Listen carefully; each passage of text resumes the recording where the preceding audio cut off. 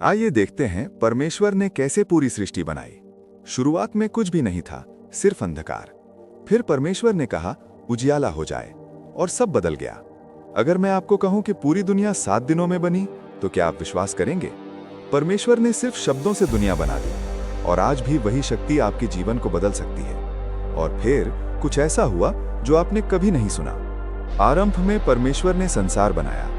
पृथ्वी का कोई आकार नहीं था, उस पर कोई जीवन नहीं था, चारों ओर अंधकार था, तूफानी जल सब कुछ ढके हुए था। परमेश्वर की शक्ति जल के ऊपर चल रही थी। तब परमेश्वर ने कहा उजियाला हो जाए, और उजियाला हो गया। परमेश्वर ने देखा कि यह अच्छा है। फिर उसने उजियाले को अंधकार से अलग कर दिया। फिर परमेश्वर ने कहा आकाश हो जाए, और ऐसा ही हुआ। उसने आकाश का नाम आकाश रखा। शाम हुई और फिर सुबह हुई, ये दूसरा दिन था।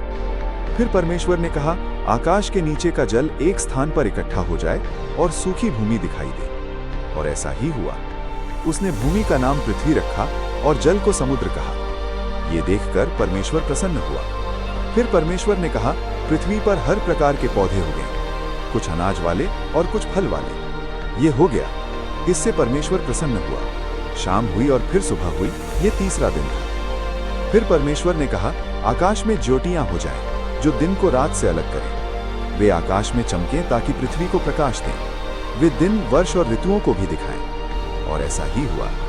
शाम हुई और फिर सुबह हुई, ये चौथा दिन था। फिर परमेश्वर ने कहा जल में बहुत प्रकार के जीवित प्राणी हों और आकाश में हर प्रकार के पक्षी हों। और ऐसा ही हुआ।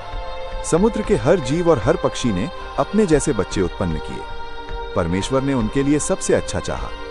शाम हुई और फिर सुबह हुई, ये पांचवा दिन था। इस प्रकार परमेश्वर ने उन सबको बनाया और वो प्रसन्न हुआ। फिर परमेश्वर ने कहा अब हम मनुष्य बनाएंगे। वे हमारे समान होंगे। वे मछलियों और पक्षियों पर अधिकार रखेंगे। वे बड़े और छोटे सभी पशुओं पर भी अधिकार रखेंगे, पालतू और जंगली दोनों पर। इस प्रकार परमेश्वर ने मनुष्य को अपने समान बनाया। उसने उन्हें पुरुष और स्त्री बनाया।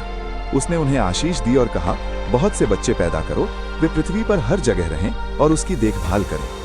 मैं तुम्हें मछलियों, पक्षियों और सभी जानवरों पर अधिकार देता हूँ। मैंने तुम्हें खाने के लिए हर प्रकार का अनाज और फल दिया है। सभी जानवरों और पक्षियों के लिए घास और पौधे भोजन होंगे। और ऐसा ही हुआ।